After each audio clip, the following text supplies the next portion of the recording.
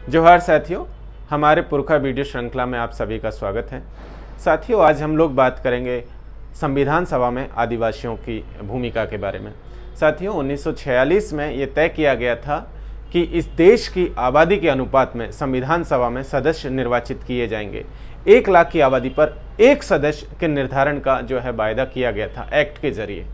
लेकिन आदिवासियों को रिप्रेजेंटेशन को जब हम लोग देखते हैं तो पता चलता है कि वहाँ पर मात्र 6 आदिवासी जो है सदस्य वहाँ पर शामिल किए गए थे, जबकि उनकी जनसंख्या के हिसाब से उनकी सदस्य संख्या कम से कम 29 और 30 के बीच में होनी चाहिए थी। लेकिन वो रिप्रेजेंटेशन नहीं दिया गया जिसके कि वो हकदार थे।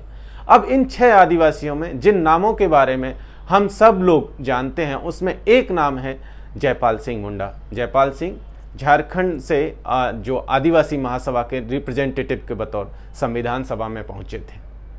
जयपाल सिंह के बारे में हम सब लोग बहुत बखूबी जानते हैं कि ऑक्सफोर्ड यूनिवर्सिटी से पढ़े लिखे नौजवान, उसके बाद उन्होंने ICS की परीक्षा पास की। लेकिन इस देश की जो हॉकी टीम थी उस समय की 1928 के एम्स्टर्डम ओलंपिक में जब वो गेम खेलने के लिए गई थी तो उसकी रिप्रेजेंटेशन के बतौर वो वहाँ पर गए और उसकी कप्तानी की और अपनी कप्तानी में उन्होंने उससे गोल्ड मेडल भी दिलाया था।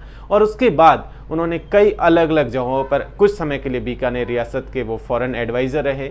उसके बाद जो रायपुर का राजकुमार कॉलेज था छत्तीसगढ़ के भीतर, उसके प्रिंसिपल रहे। फिर अफ्रीकी देश घाना के एक अचीमोता कॉलेज में भी उन्होंने बड़े लंबे समय तक अपनी सेवाएं एज ए शिक्षक वहाँ पर दी थी, एज ए प्रिंसिपल वहाँ पर दी थी।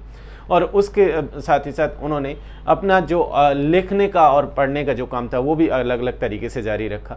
1938 में आदिवासी महासभा की सदस्यता लेने के साथ ही उसके अध्यक्ष बने और उन्होंने राजनीति की शुरुआत की। राजनीतिक गलियारों में जो है आदिवासियों की जो आवाज़ थी उसको बुलंद करना शुरू किया। 1946 में जब वो संविधान सभा के सदस्य बने तो वहाँ पर उन्होंने आदिवासियों को कम रिप्रेजेंटेशन दिए जाने का जो मसला था उसको पुरजोर तरीके से उठाया था। साथ ही साथ उन्होंने कहा था कि इन आदिवासियों में जो है महिलाओं का रिप्रेजेंटेशन भी नहीं है। तो आदिवासी महिलाओं के रिप्रेजेंटेशन का मसला हो, चाहे डेमोक्रेसी का मसला हो, चाहे आदिवासियों के जो हक और हुकूक की जो बात थी उसका मसला, उसमें लगातार उन्होंने बात कही।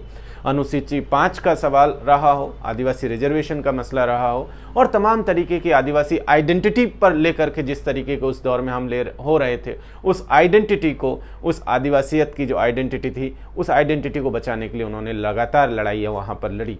उसके साथ साथ जो पिछले लंबे समय से आदिवासियों के लिए एक अलग राज्य की जो मांग चली आ रही थी जिसका नाम झारखंड के रूप में उन्होंने दिया था, उसके नाम से उन्होंने 1950 में एक पार्टी का निर्माण किया जो लगातार 1952 के इलेक्शन में विधानसभा जो बिहार विधानसभा में लगभग 22 सीटें जीती थी और 5 सांसद उनके नियुक्त हुए, इलेक्ट होकर के आए थे। 1957 में भी लगभग इतनी ही सीटें थी और 4 सांसद थे। उसके साथ साथ 62 की विधानसभा में भी उनकी बड़ी खासी सीटें थी और उसके साथ साथ सांसद भी उनके थे। और कुछ समय हम लोग देखते हैं कि वो बिहार के जो है उप मुख्यमंत्री के पद तक पहुँचे थे।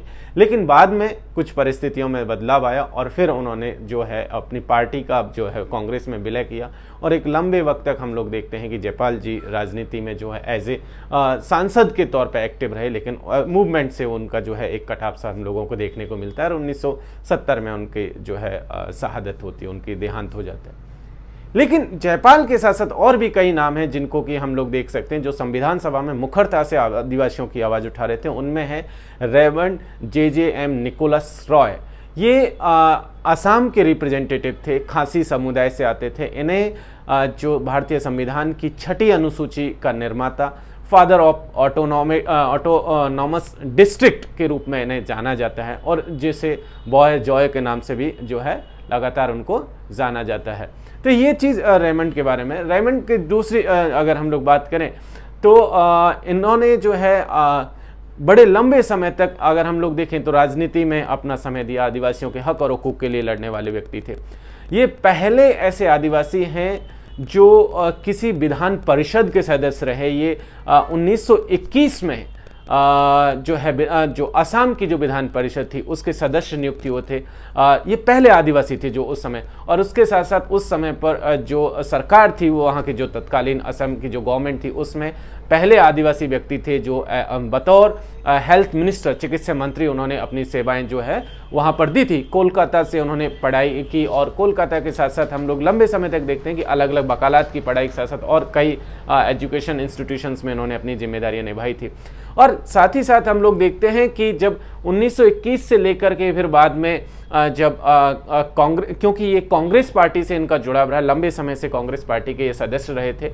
जब 1937 में असम में सरकार बनी, मोहम्मद सादुल्ला की जो सरकार थी उसमें भी मिनिस्टर रहे, बाद में गोपीनाथ बारदोली की जो सरकार थी उसके भी मिनिस्टर रहे, और लंबे समय तक इन्होंने जो है नॉर्थ ईस्ट के रीजन में जो पॉलिटिकल यूनिटी बनाने की कोशिश की थी, और उसके साथ साथ पूर्वोत्तर के जो राज्य थे, नॉर्थ ईस्ट के जो स्टेट थे, उनको भारत के साथ लाने में, उनके बीच में एक यूनिटी बनाने के काम में इन्होंने बहुत महत्वपूर्ण भूमिका निभाई थी। और उसके साथ साथ हम लोग देखते हैं कि जो सेकुलरिस्टिक कैरेक्टर्स था उसको बनाने में भी इनकी महत्वपूर्ण भूमिका संविधान सभा में देखने को मिली थी। संविधान सभा में आदिवासियों से जुड़ी हुई जो 2 कमेटियां थी, एक कमेटी थी जिसमें कि आसाम और नॉर्थ ईस्ट के स्टेट्स को लेकर के उसमें आदिवासियों के जो अधिकार थे, उनके जो ऑटोनॉमस बॉडीज़ को लेकर के जो काम करने वाली समिति थी, उसके ये मेंबर थे। उसके चेयरमैन गोपीनाथ बारदोली जी को बनाया गया था। और दूसरी जो आदिवासियों के मसलों से जो जुड़ी हुई कमेटी थी, जिसमें आसाम एक्सक्लूडेड एरिया के नाम से जो कमेटी थी, उसके मेंबर्स बाकी अदर मेंबर्स थे। जयपाल जी उनके अदर मेंबर्स में भी हम लोग देखते हैं। 2009 में इनके ऊपर भारत सरकार ने एक डाक टिकट जारी किया था, और 1 नवंबर 1959 को इनकी जो है इनकी डेथ हो गई थी। तो ये दूसरे सदस्य जिन्होंने कि अपनी संविधान सभा में बहुत महत्वपूर्ण भूमिका निभाई थी। तीसरे सदस्य के रूप में अगर हम लोग देखें तो तीसरे सदस्य जो है फूल बहान साहा हैं, जो कि मध्य प्रदेश के गोंड आदिवासी थे। और इनके बारे में जितना जानकारी हम ले पाए थे उसमें मध्य प्रदेश का जो छिंदवाड़ा डिस्ट्रिक्ट है, उस डिस्ट्रिक्ट का तामिया विधानसभा के ये सदस्य रहे हैं, वहाँ से इनका मूल स्थान रहा है। और 1946 में जब संविधान सभा का गठन हो रहा था, तब वहाँ से कांग्रेस के प्रतिनिधि के बतौर ये इलेक्ट होकर के यहाँ पर आए थे। इसके बाद में इन्हें भी जो है असम एक्सक्लूडेड एरियाज़ की जो आदिवासियों से जुड़ी हुई जो समिति थी उसके सदस्य ने बनाया गया था। और इन्होंने जो है 1951 के चुनाव में बतौर निर्दलीय उम्मीदवार जो है जीत हासिल की थी। हालांकि इनके बारे में संविधान सभा की बैठकों में बहुत ज़्यादा जानकारी नहीं मिलती है। इनके नाम से कुछ अमेंडमेंट जरूर हैं, लेकिन और बहुत ज़्यादा जानकारी इनके बारे में नहीं है।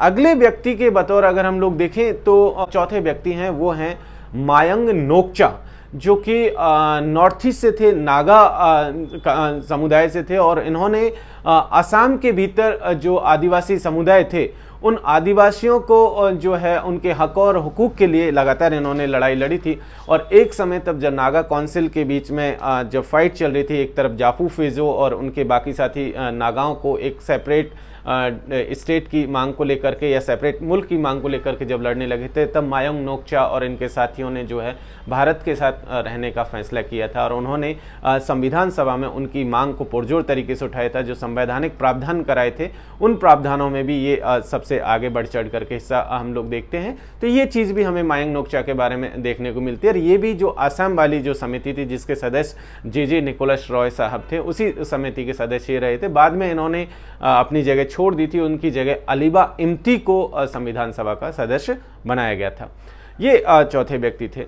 नेक्स्ट व्यक्ति के रूप में हम लोग देखते हैं जो संविधान सभा में आदिवासियों की आवाज़ को बुलंद कर रहे थे, उनमें है रूपनाथ ब्रह्मा। रूपनाथ ब्रह्मा साहब जो है असम के कोकराझार जिले की पैदाइश हैं, बोडो समुदाय से बिलोंग करते थे। और जो गोपीनाथ बारदोली की जो सरकार थी उसमें जो है मिनिस्टर भी उन्होंने लंबे समय तक रखा था। 1928-30 से ये राजनीति में सक्रिय थे। और हालांकि इनकी शुरुआत जो है एक रिफॉर्मिस्ट के बतौर, जनजागरण के लीडर के बतौर, जो रिलीजियस रिफॉर्मर के बतौर हुई थी, लेकिन धीरे धीरे ये पॉलिटिक्स में भी बड़े लंबे समय तक एक्टिव रहे। और पॉलिटिकल एक्टिविटीज़ के जरिए, मूवमेंट के जरिए इनका भी संबंध जो है कांग्रेस से रहा। और इन्होंने जो है मूवमेंट्स के जरिए आदिवासियों के हक और हुकूक की बात की थी। इन्होंने उस समय बोडो स्टूडेंट्स का एक ग्रुप भी फॉर्म किया था जिसे छात्र सम्मिलनी के नाम से हम लोग जानते हैं, जिन्होंने कि बोडो भाषा और साहित्य के उत्थान के लिए, उसके विकास के लिए बहुत बड़ा जो है योगदान दिया था। उन्होंने खुद ये बड़े एक पोएट और साहित्यकार के रूप, बोडो भाषा के साहित्यकार के रूप में अपनी जगह पर स्थापित हैं। कॉटन कॉलेज से की इनकी पढ़ाई थी। बाद में कोलकाता यूनिवर्सिटी से इन्होंने एलएलबी की पढ़ाई की। 1938 से लेकर के 1967 तक, पहले जब कॉलोनियल ईरा में जब असम की गवर्नमेंट थी उसमें भी ये मिनिस्टर रहे थे, और बाद में आज़ादी के बाद भी ये असम की जो विधानसभा थी उसके सदस्य भी रहे थे। और इसके साथ साथ हम लोग देखते हैं कि तमाम जो आदिवासियों से जुड़े हुए मसले, जो असम और उसके आसपास के मसले जो थे, उनसे मसलों में इन्होंने लगातार अपनी बात कही थी। ये रूपनाथ ब्रह्मा साहब का कंट्रीब्यूशन हम लोग देखते हैं। नेक्स्ट जो आदिवासी सदस्य हैं जो संविधान सभा के जो हिस्सा थे, उनमें देवेंद्र नाथ सामंत हैं, जो कि मुंडा समुदाय से थे, जो कि सिंह भूमि डिस्ट्रिक्ट के रहने वाले थे। यहीं से इन्होंने जो है अपनी एलएलबी की डिग्री हासिल की, वकालत की। और जब जिस समय पर 20वीं सदी की शुरुआत में जब टाटा का स्टील नगर बसाया जा रहा था, जमशेदपुर सिटी बसाया जा रहा था, और आदिवासियों के हक और हुकूक को जब छीना जा रहा था, तो उसके खिलाफ आदिवासियों के जल जंगल ज़मीन को बचाने की लड़ाई में देवेंद्र नाथ सामंत भी सबसे आगे जो है निकल करके आते हैं। सामंत बेसिकली इनका जो टाइटल था सामंत, जो मुंडा समुदाय का गोत्र था, उससे मिलकर के ये सामंत जो है टाइटल बना था। तो इन्होंने जो है लगातार आदिवासियों के हक और हुकूक के लिए बात की थी, और 1927 में ही उन्होंने भी अपना political career as a Bihar और उड़ीसा की जो उस समय की विधान परिषद थी, उसके दोनों के ये सदस्य रहे हैं। पहले बिहार विधान परिषद के सदस्य थे, बाद में उड़ीसा विधान परिषद के सदस्य बने, और 1946 से लेकर के 1950 में फिर वापस जो है हम लोग देखते हैं आज़ादी के बाद भी जो बिहार लेजिस्लेटिव असेंबली थी और एमएलए, ये जो है वहाँ के सदस्य रहे।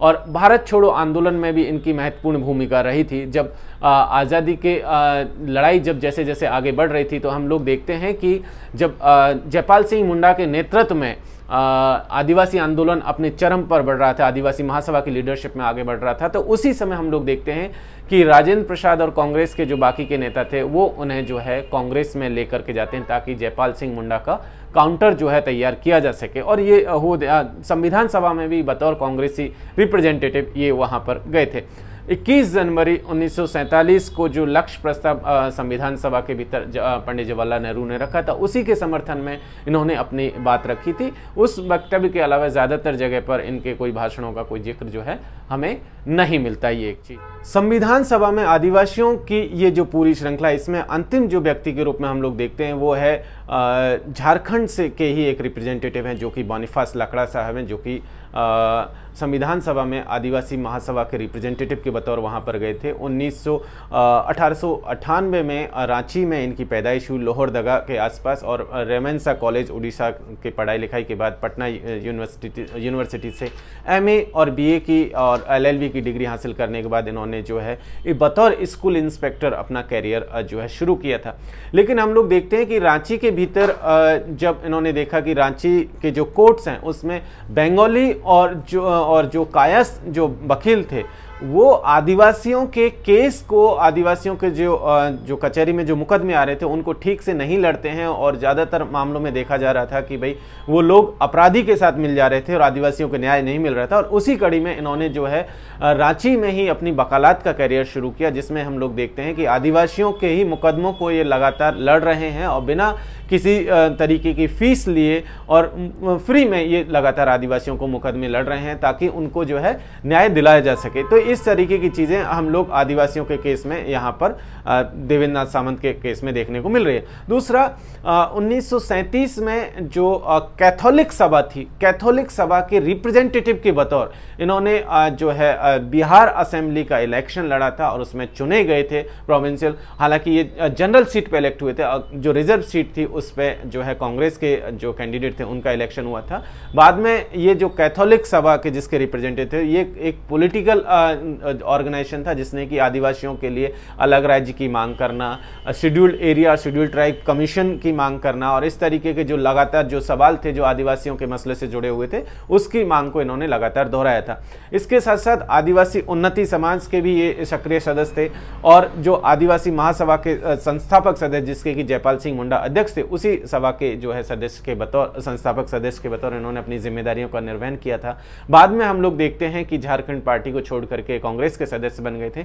लेकिन अधिकांश मामलों में ये देखने को मिला कि संविधान सभा में बाकी जो कुछ सदस्य थे जिन्होंने की अपनी बात नहीं रखी थी, उसी तरीके से इनके बारे में भी बहुत ज़्यादा जानकारी अभी संविधान सभा में हमें नहीं मिलती है।